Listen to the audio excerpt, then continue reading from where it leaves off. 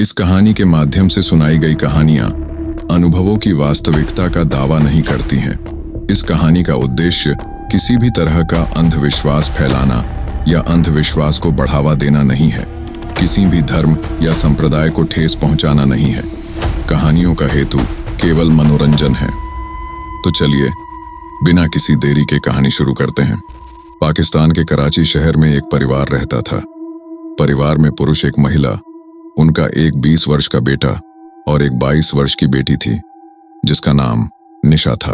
परिवार एक किराए के मकान में रहते थे और एक कॉस्मेटिक की दुकान चलाते थे जिससे परिवार का गुजारा होता था। जिस मकान में वो रहते थे उसका किराया ज्यादा होने के कारण परिवार को आर्थिक समस्या आ रही थी और वो किसी कम किराए वाले मकान को ढूंढ रहे थे। आखिर में उनको एक बहुत ही कम किराए वाला एक मकान मिलता है और मकान उनको बहुत अच्छा लगता है। पूरा परिवार अपना सामान पैक करके दूसरे मकान में चले जाते हैं। वहां गए तो नया मकान अंदर से बहुत गंदा और उसमें बहुत जाले कबाड़ पड़ा हुआ था। परिवार ने फैसला किया कि पहले मकान की सफाई कर लेते हैं, फिर सामान अंदर रख देंगे। पूरा परिवार मकान की साफ सफाई में लग जाता है। सफाई के दौरान उनको घर में जगह जगह अजीब चीजें मिलती हैं। घर के प्रत्येक कोने में खून से सने धागे मिलते हैं। एक कोने में एक आटे की गुड़िया मिलती है। परिवार को थोड़ा अजीब तो लगा, लेकिन उन्होंने इन सबको गंभीरता से नहीं लिया। घर की सफाई करके उन्होंने सामान को अंदर रख लिया।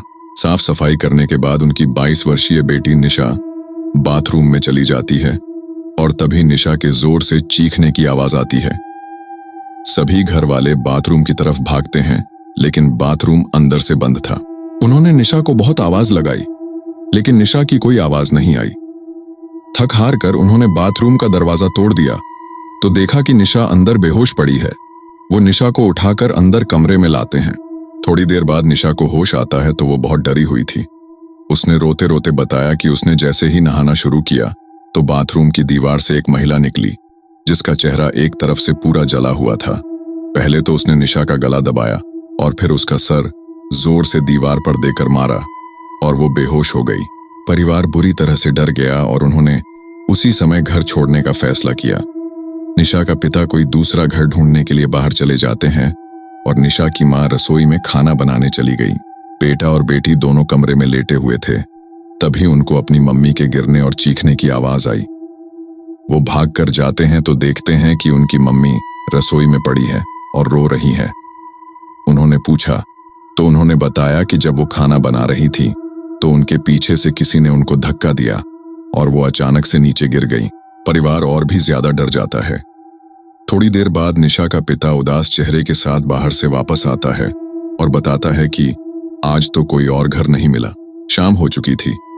उन्होंने फैसला किया कि आज रात कैसे भी इसी घर में गुजार लेते हैं, कल सुबह यहां से चले जाएंगे। रात हो जाती है और वो सभी डर के मारे एक ही कमरे में सोते हैं। रात को करीब 1 बजे किसी की तेज सांसों की आवाज से निशा की मां की आंख खुलती है तो वो देखती है कि उसका पति कमरे के कोने में सीने पर हाथ रखकर बैठकर रो रहा है। उनकी सांसें भी फूल रही हैं।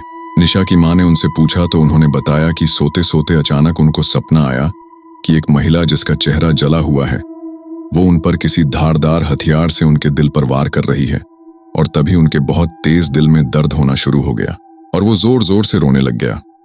सभी घर वाले उठ गए और निशा के पिता को रात को ही हॉस्पिटल में भर्ती करवाया तो डॉक्टर ने बताया कि इनको मामूली हार्ट अटैक आया है।